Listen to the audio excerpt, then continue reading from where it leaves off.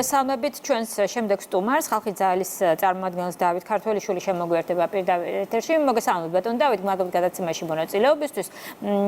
დღეს მსოფლიო მედიის ყურადღება მიქცეულია კალიფორნიაში მიმდინარე მოვლენებისკენ, სადაც ტრამპს აქვს საკმაოდ ხისტი პოზიცია, სადაც დღესაც საუბრობდით თქვენ ამის შესახებ, როგორ Deep State ცდილობს თავისი ძალა კიდევ ერთხელ აჩვენოს კალიფორნიაში, მაგრამ ამის მიღმა თქვენ გამოაქვეყნეთ ვრცელი წერილი Deep State-ზე, Deep State-ის იდეოლოგიაზე, მის გავლენაზე, მისი საქმიანობის უკვე თვალსაჩინო შედეგებზე, რომ ის გეგმაზომიერად მიდის სახელმწიფო ინსტიტუციების გაუქმებისა და კორპორაციული მმართველობის დანერგვაზე. მმართველობის კორპორაციული ფორმა არ არის ახალი და მას ძალიან ბევრი მიმდევარი ყავს მსოფლიოში. რას ნიშნავს ბრძოლა Deep State-თან, ანუ კორპორაციულ მმართველობასთან? აი, რა იქნება პირველი ხელშესახები მაგალითი, რომ მაგალითად ტრამპი ებრძვის ამ იდეოლოგიას ამარცხებს, ან მას აქვს ხელშესახები შედეგი ამ მიმართულებით? მოგესალმებით, მივესალმებით ჩვენს მაყურებელს.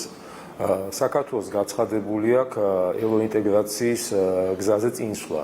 ამიტომ ჩვენი მოსახლეობა იმსახურებს იმას, რომ მეტი ინფორმაცია გქონდეს ევროპაზე, ევროპულ ცივილიზაციაზე, ევროკავშირზე.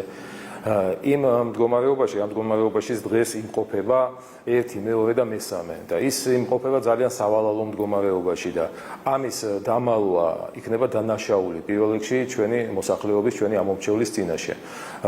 ეს არის მიზანმიმართული ნგრევა ყველა იმ ფასეულობისა, რომელზეც აღმოცენდა ევროპული სახელმწიფოების კავშირი თავის დროზე და პირველ რიგში ეს არის ქრისტიანული ფასეულობები, ეს არის ტრადიციულობა, ეს არის იდენტობა, რომელიც ასახავდა ევროპულ ცივილიზაციაში შემავალი ქვეყნების თვითმყოფადობას და იყო მიმზიდველი ყველასთვის, ვინც კი აპირებდა ამ დიდ ოჯახში შემოსვლას. დღეს ყველაფერი არის დანგრეული, აბსოლუტურად ყველაფერი. დღეს ეკლესიის ავტორიტეტი ჩანაცვლებულია LGBT თემის ავტორიტეტით, დღეს ეკლესიური მსახურება ჩანაცვლებულია LGBT პრაიდებით და სხვადასხვა ღონისძიებებით.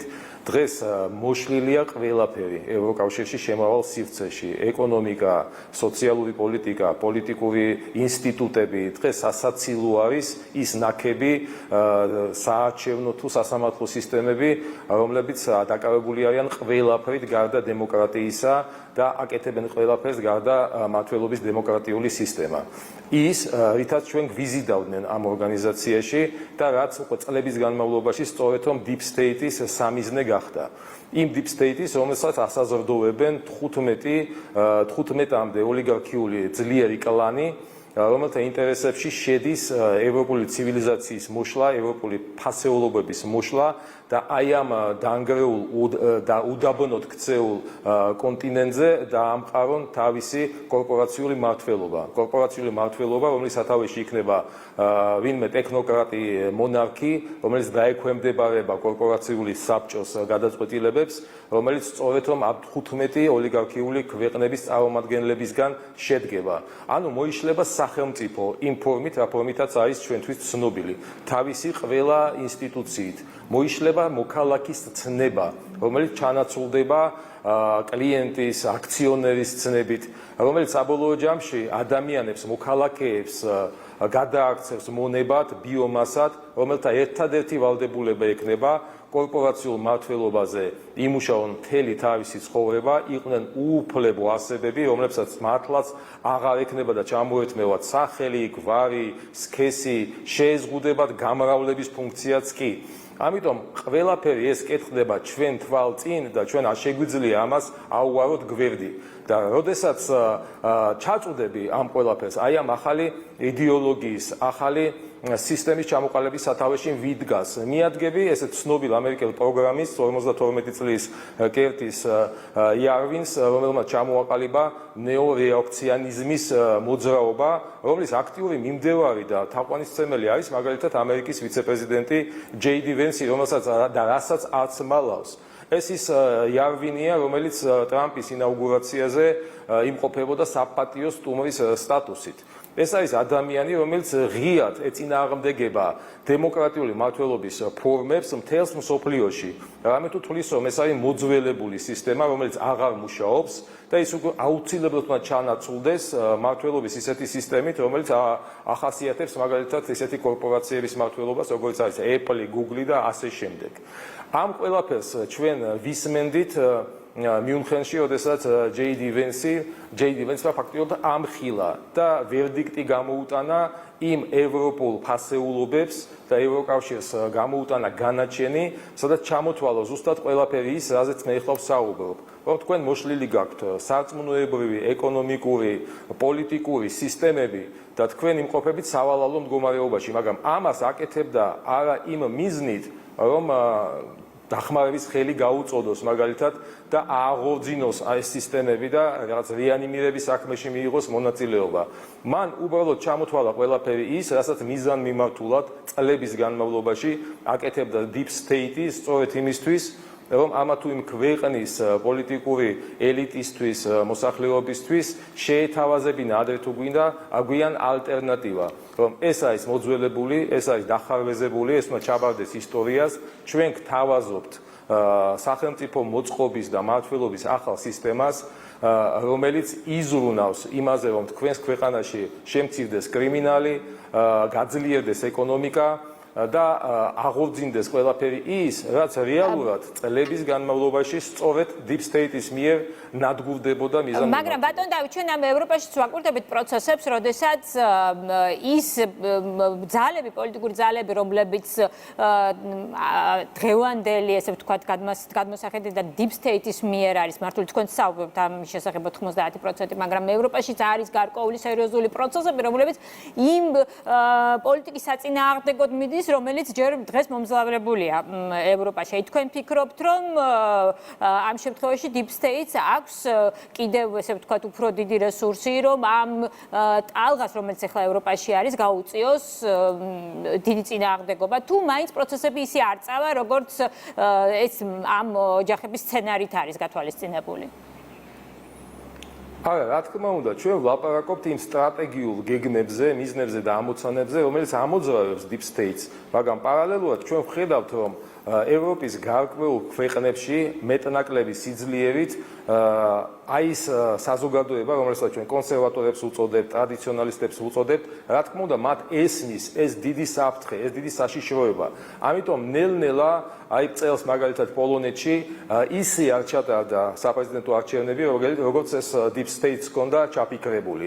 მიუხედავად იმისა, რომ იგივე JD Vance-ის კრიტიკის საგანი გახდა რუმინეთში განვითარებული საშინელი დანაშაული, სასამართლო დონეზე მიღებული და საარჩევნო დონეზე მიღებული, არაფერი არ გააკეთა იგივე ამერიკის შეერთებული შტატების ახალმა ადმინისტრაციამ, რომ გაამხნევოს რუმინელი ამომრჩეველების უმეტესობა, რომლებსაც წაართვეს პირველ და მეორე შემთხვევაში მათ მიერ გაკეთებული არჩევანი, მაგრამ ეს წინააღმდეგობა Deep State-ის გეგმებისადმი, ხომ, ძლავრობს ევროპაში. შეიძლება ისეთი ტემპით არა, როგორც ეს საქმე სჭირდებოდეს, იმიტომ რომ ძალიან დიდი დრო გავიდა.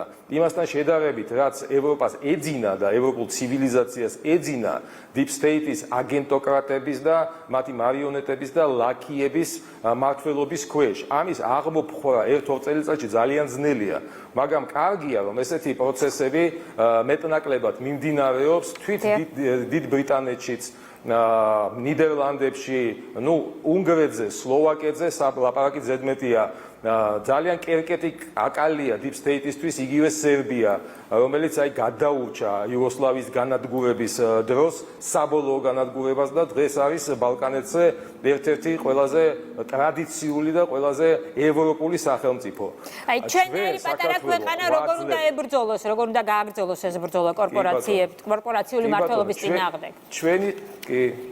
ჩვენისთანა პატარა ქვეყანა, ხომ, პირველ სამიზნეშია, მთავარ სამიზნეშია Deep State-ის, იმიტომ რომ სწორედ რომ პატარა ქვეყნის პოზიციებიდან ჩვენზე გაცილებით უფრო მძლავ და დიდ ქვეყნებს ვაძლევთ მაგალითს, რომ Deep State-თან გამკლავება საჭიროა, Deep State-ის დამარცხებაც საჭიროა, არა თუ დასუსტება, დამარცხებაც კი, თუ კი ქვეყანა არ გადაუვა იმ თავის ფასეულობებს, რასაც ქვია სარწმუნოება, რასაც ქვია ტრადიციულობა, რასაც ქვია ოჯახური ფასეულობები, ის ყველაფერი, რაც დაკნინებული და მეტნაკლებად მოშლილია ევროპის კონტინენტზე, საქართველოში ასე თუ ისე შენარჩუნებულია.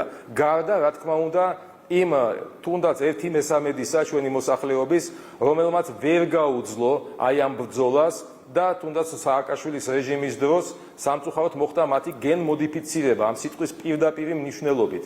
მაგრამ დღეს უმრავლესობა მოსახლეობის, თუნდაც 17 მაისის ყოველწლიური მასშტაბური გამოსვლებით მთელ მსოფლიოს აჩვენებს აი ამ მაგალითს. თუ როგორ შეიძლება გაუძლო პატარა ქვეყანამ იმ შემოტევას, რომელიც სუსტად რომ აი ამ ფასეულობების განადგურებაზე არის განკუთვნილი, რადგან ჩვენგანაც მიიღონ არა მოქალაქეები, არა ქართველები, არამედ ეთნოსის, რელიგიის და თვითმყოფადობის გარეშე რაღაცა ბიომასა, რომელიც ადვილად მართვადი იქნება. ჩვენ ვართ ექსპორტიორი დღეს ზუსტად აი იმ სიჯიუტის თუ გინდათ, რომელმაც შეიძლება დაამარცხოს ის გოლიათი. ჩვენ ვართ ზუსტად ის პატარა დავითი. ამიტომ ჩვენაირი მაგალითი იწვევს უკიდურეს გაღიზიანებას ჩვენი მოწინააღმდეგეების მხრიდან. ეს ერთი. მეორე, ჩვენი გადარჩენის ფორმულა. არსებობენ ჩვენი სტრატეგიული პარტნიორები, რომლებიც პირველ რიგში თავის თუნდაც პატარა მეგობარში და პარტნიორში აფასებენ ტრადიციულობას, აფასებენ მის მრავალსაუკუნოვან რელიგიას, მათ მიზნებში არ შედის თავისი მეგობრების, თავისი პარტნიორების გადაყვანა თავის კონფესიულ თუ ეთნიკურ ნიადაგზე. პირიქით, ისინი ზუსტად ამ ფასეულობებით საზღვრავენ თავისი მეგობრობის ცენტრს ამა თუ იმ ქვეყანასთან და ჩვენ გვყავს ესეთი სტრატეგიული პარტნიორები, რომლებიც ხედავენ ჩვენში იმ საერთაშორისო პროექტებში ერთგულ და რაც თავარია ძალიან სარწმუნო მეგობარს. გასაგებია, მადლობთ ბატონ დავით ქართველი